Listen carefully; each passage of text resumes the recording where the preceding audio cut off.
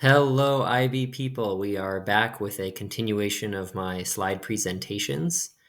I left off last time talking about the Great Leap Forward. So we're going to wrap up talking about that, also known as the second five-year plan. And then I'm going to briefly give an update about what was happening in Tibet.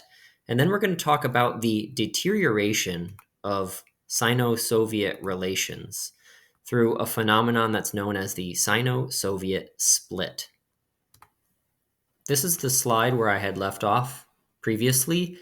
To recap, the Great Leap Forward was an enormous calamity. It was a disaster. Not only was there a huge spike in the death rate from starvation, there was also a massive drop in the birth rate because people were not healthy enough to bear children because they were overworked and starving. So, moving on to a new slide. To sum up the Great Leap Forward, did it have any successes? Well, I guess there was, from the government's standpoint, there was greater consolidation of the country. The government had total control over the populace. They did manage to complete some more great industrial projects. They were paying down their Soviet debt with grain. But on the flip side, it was done very hastily. There was very little intellectual knowledge at play. There was a lot of ignorance among the people trying to undertake these projects. Officials feared for their life in terms of reporting honestly, so they lied about their grain output and they grossly overestimated what they could produce. So, all in all, the Great Leap Forward cost many millions of lives. There were a number of conferences that took place during the Great Leap Forward, but one conference in particular is worth talking about, and that was the Lushan Conference. So in 1959, Communist Party leadership gathered at Lushan, and what was notable about this gathering is that Peng Dehuai wrote a private letter to Mao Zedong, which we are going to take a look at. So I'm going to talk you through these questions here, and I'm going to give you an opportunity to go and look at the document, things that I want you to think about. I want you to remind yourself who was Peng Dehuai and what was his claim to fame, what was his street cred. I want you to take a look at the letter and be able to answer the questions. Why did Peng Dehuai send a private letter to Mao at this conference? Why does he begin with a long section of praise in his letter? And then what are his criticisms in the letter? In the description to this YouTube video, there is a link to excerpts from this letter. Please go take a look at that. And then I will show you my analysis in 3, 2, 1.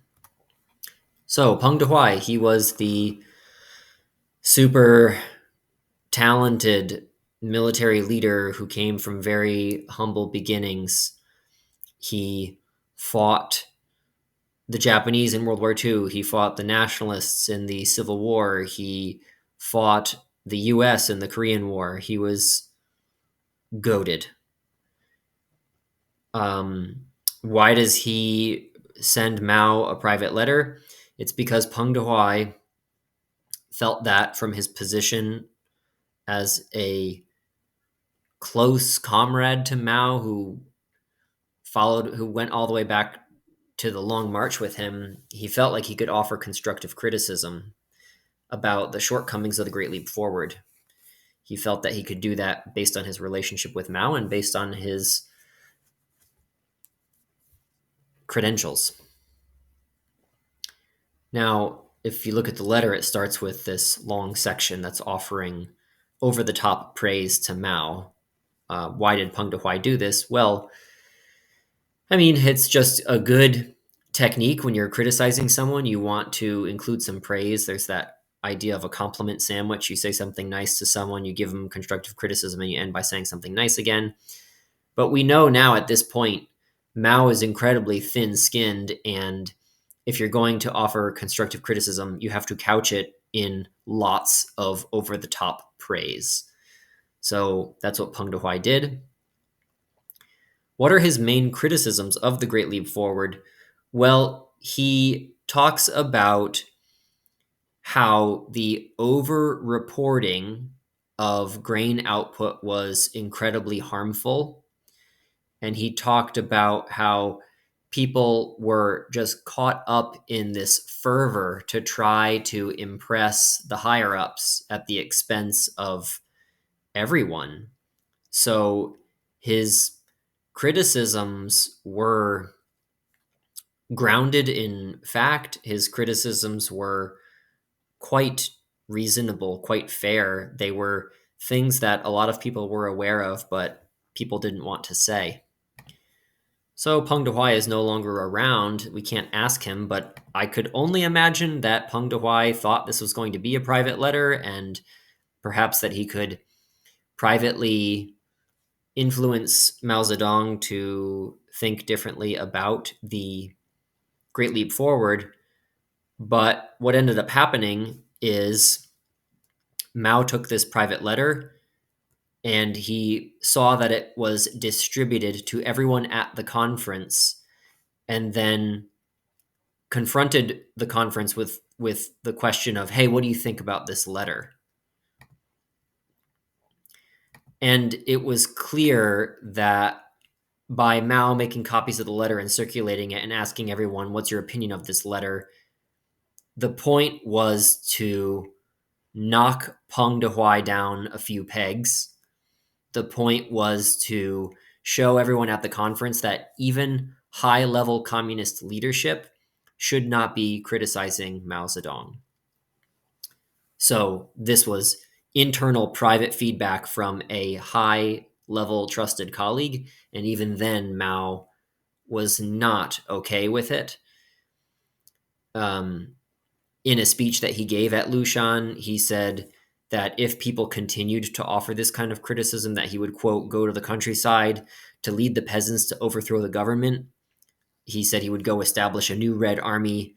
If the PLA wouldn't back him, he would go off into the mountains and organize a new liberation army. So Mao had very strong words for Peng Dehuai in his letter.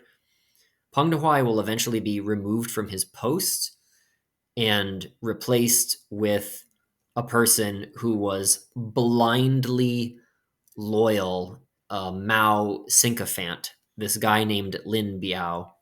Lin Biao is going to be the guy who creates the little red book and is by Mao's side at the start of the Cultural Revolution, whereas Peng Dehuai will be removed from his position and he will be publicly humiliated and abused during the Cultural Revolution, ultimately leading to his death under a kind of house arrest.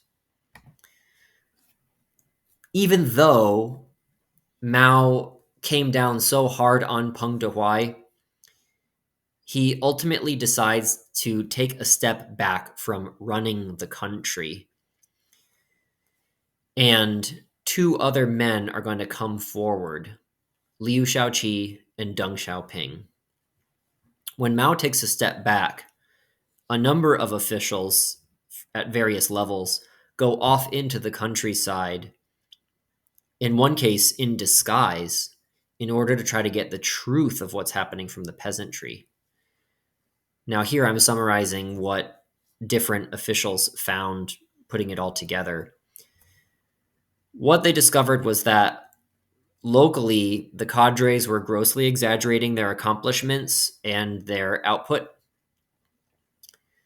Local know-how, meaning like farmers in a specific region that had regional specific knowledge about how to raise animals and crops in their area, that local know-how was being overridden by central government mandates, and oftentimes to the harm of the local people, because they knew how to do things. They knew how to plant the crops in a certain way and how to care for the animals using local techniques or locally available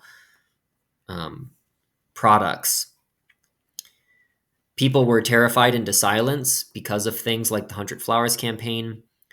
And while the newspapers and the propaganda posters were shouting from the mountaintops how amazing the people's communes were, in fact, there was little to no real enthusiasm for people's communes. It was all manufactured, or mostly manufactured.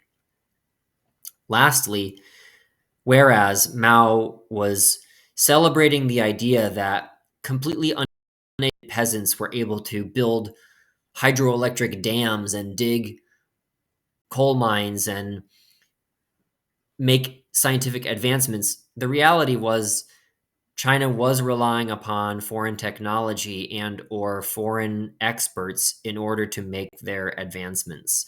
So these gains were not all carried out by the uneducated peasantry. That's not to denigrate the uneducated of China. They broke their backs for the state. They did tremendous work for the state that was beyond what is probably, beyond what we think is humanly possible. But it had to be acknowledged that this progress wasn't being made without any intellectual and scientific contributions. The graphic here I put is just yet another illustration of how people in rural areas were struggling. This data comes from Jonathan Spence, and it shows how over the course of the second 5-year plan, the average amount of grain available to a person in the countryside dropped significantly over this period of time. So I mentioned the two men that will take the helm of China when Mao steps down. They are Liu Shaoqi on the left and Deng Xiaoping on the right. And what they wanted to do was to take China back from some of the most extreme excesses of the Great Leap Forward.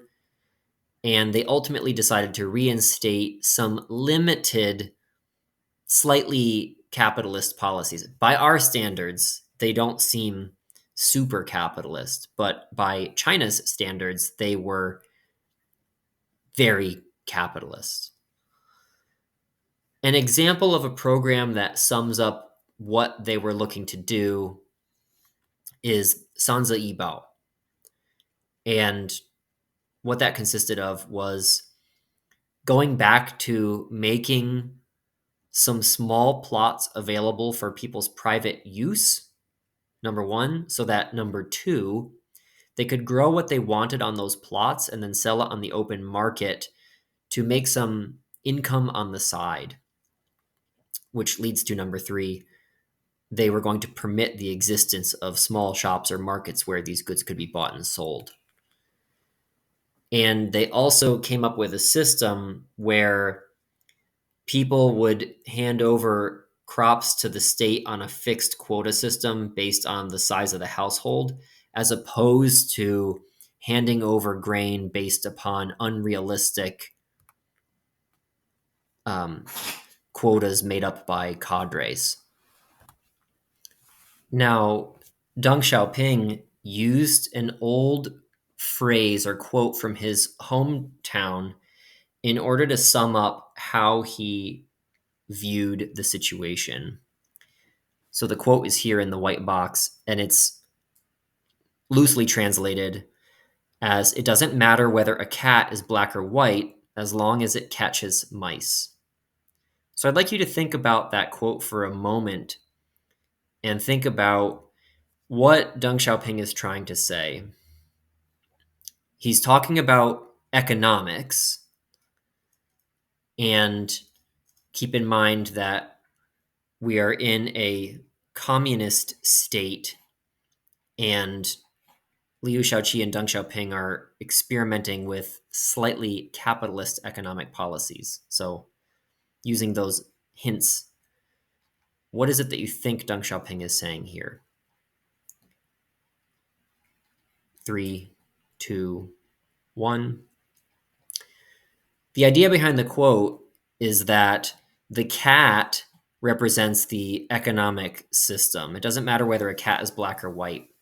It doesn't matter whether we used purely communist or capitalist economic policies, as long as the cat catches mice, as long as our economic system produces results, it doesn't matter if we're following a purely communist economic system or if we have a system that is mixed or blended.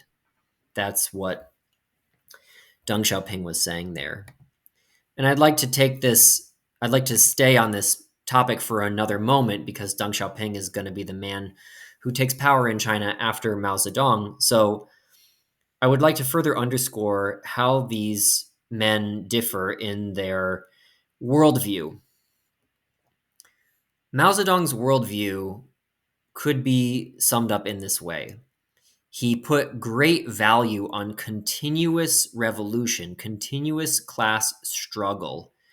And Mao felt that only through continuous, sometimes violent struggle could China's revolutionary movement remain pure and highly energized. And if things slackened or slowed down or people got complacent, then you would start to see a return to old capitalist methods, and that was bad. Mao also felt that nothing is sacred, not even his own party's hierarchy. Mao was willing to blow up anything in order to maintain this revolutionary energy that he felt kept China's revolution pure. He was very passionate. He was very ideological. By contrast, Liu Shaoqi and Deng Xiaoping, they were much more pragmatic. They were cooler in terms of their actions and they were more calculated, they were slower, they were more methodical. They were willing to adopt policies that were not strictly in line with communist ideology. But they were also guys who felt like they had to kind of protect the institutions and the party, even if the party had done some things that were wrong. They felt that they had to preserve institutions in order to keep things from being totally blown up. So that's just a little bit deeper dive into the differing mindset of some of the leaders in China. So to sum up the Great Leap Forward, it ends, or during the Great Leap Forward, Mao steps down and Liu Shaoqi and Deng Xiaoping take over and they implement some policies to scale back the most excessive collectivization that took place during the Great Leap Forward, and that brings it to an end. Now we're going to shift gears and we're going to take a look briefly at Tibet, and then I'm going to use that to segue into something called the Sino-Soviet Split. So the place where we had left off with Tibet was that in 1951, the Tibetans had signed a 17-point agreement with the P.R.C., where Tibet would be incorporated into China as part of the People's Republic of China, but they were promised some degree of autonomy and freedom over religious and cultural practices within Tibet.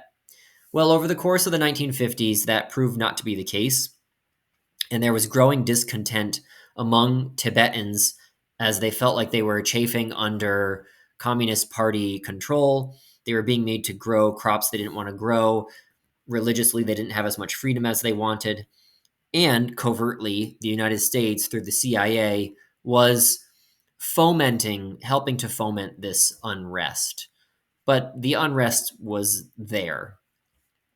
This all came to a head in 1959 when Tibetans rose up in Lhasa over a rumor that the People's Liberation Army was going to try to kidnap the Dalai Lama.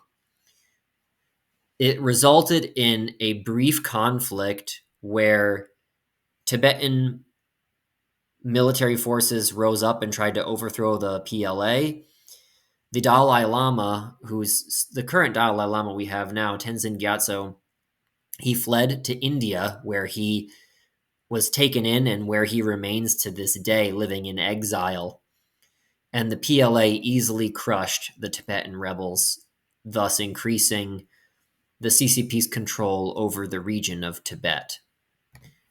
Now, I'm going to use Tibet as a segue for the Sino-Soviet split because it's one of various reasons why the Soviet Union and the P.R.C. drifted apart. But before we can talk about how these two countries drift apart, let me remind you about how they had been working together. So in a previous video, we established that in 1950, Mao and Stalin signed a Sino-Soviet Treaty of Friendship. The two men weren't the greatest of friends, but they did work together and they signed that agreement. Many thousands of Soviet experts came to China in order to offer engineering advice. We can see here a Chinese propaganda poster, a Soviet engineering expert sharing some blueprints with two Chinese engineers, and there's some industrial buildings in the background. The Soviet Union and the P.R.C. cooperated in the Korean War. There were educational and cultural exchanges. For example, a number of Chinese went to study in the Soviet Union. And there were promises by the Soviet Union to share nuclear secrets. So the 50s were off to a good start. The Mao Zedong and Joseph Stalin were able to look beyond their skepticism of one another, their maybe distrust of one another, and they forged this partnership. So then the question becomes, how did the relationship fall apart? How did it deteriorate? Well, scholars point to a variety of different things. There is not one clear consensus among historians about what caused the Sino-Soviet split, but scholars point to a handful of things that happened over time. One of the earliest things that I could find is upon the death of Joseph Stalin, the man who took over after him, Nikita Khrushchev, gave an internal speech to Soviet leadership in 1956. It was called the Secret Speech, the details of which were leaked out. In this secret speech, Nikita Khrushchev, pictured here, criticized the cult of personality that Joseph Stalin had built up around himself, criticized the worst excesses of Stalin's regime, including mass killings, and initiated a process of de-Stalinization in the Soviet Union, taking the legacy of Stalin and deconstructing it, taking it apart, and criticizing him. This speech not only made waves in the satellite countries of Eastern Europe, in the Soviet Union, it made waves in the Western world when they got word of it, and it also made waves in China. And Mao Zedong was not happy with that speech because, well, you already know Mao is someone who does not take criticism well. Mao is someone who, even though Nikita Khrushchev was criticizing Stalin, Mao saw that as it didn't bode well for the future of, an international united communist front.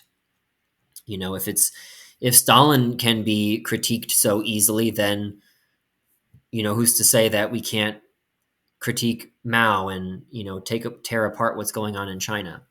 So the secret speech is one thing scholars point to that contributed to a rift between the USSR and China. Another thing is that when Nikita Khrushchev came into power, he wanted to try a different approach to the West that was called peaceful coexistence. Now, as you know, because you studied this, Fidel Castro's Cuba, Nikita Khrushchev will get into the Cuban Missile Crisis with JFK. So things heat up during Khrushchev's time in office. However, in the beginning, he advocated for what was called peaceful coexistence. So a couple of things that happened in the late 50s was, number one, Mao Zedong wanted to Mao had been looking to take Taiwan. Here's the island of Taiwan, here's mainland China. Mao wanted to take out the nationalists once and for all. And in 1958, this came to a head in what was called the Second Taiwan Strait Crisis, where the PLA is going to bombard these small islands off the coast of China, which were held by the nationalists. These ones here highlighted in bright red are called the Kinmen Islands. So Khrushchev and Mao had a meeting, and Mao indicated that he wanted to take an aggressive approach toward the nationalists, and Khrushchev warned him against that.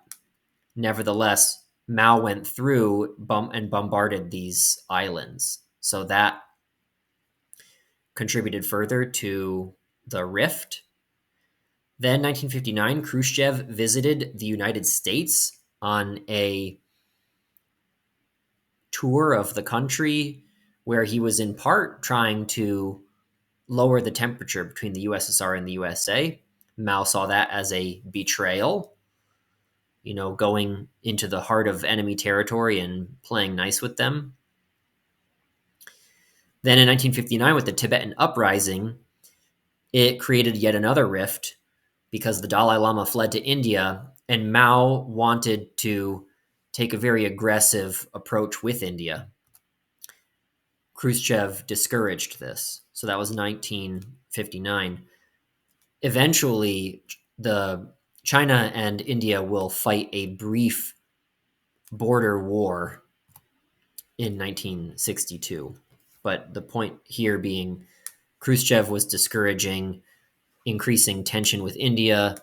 Mao felt betrayed again. The Dalai Lama had fled to India and was in exile there. Beyond that, there were a couple other phenomena that don't have one specific date.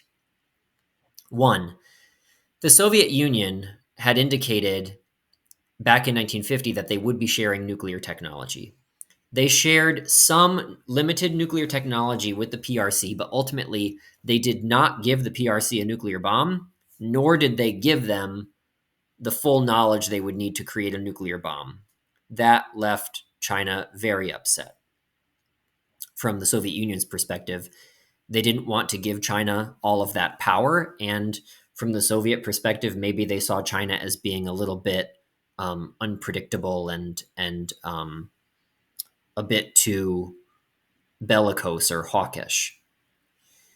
Then another big issue that doesn't have a specific date is that in the relationship between the USSR and the PRC, the USSR maintained the position that they were the world leader of worldwide communism, and China was second fiddle.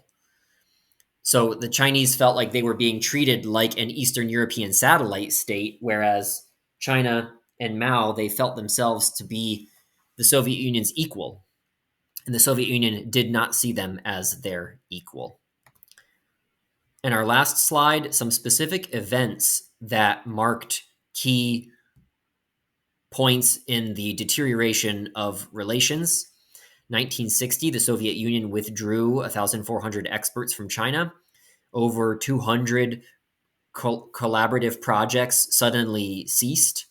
1962, 67,000 people flee from the Chinese province of Xinjiang into Soviet Kazakhstan.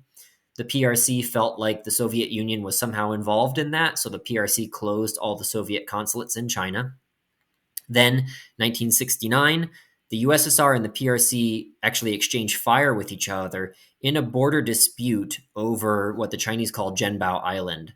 So there is a river that separates this part of China with the Soviet Union, and there was an island in the middle of the river, and the two sides exchanged fire over that island. This is a Chinese propaganda poster about that event. So that sums up the Sino-Soviet split, and I just have this point here to show you how long it is until they have a warming of relations. It won't be until 1989 when Mikhail Gorbachev visits Beijing to begin the process of normalizing relations. then just a few years later, the Soviet Union would collapse. So that is all for the Great Leap Forward and the Sino-Soviet Split.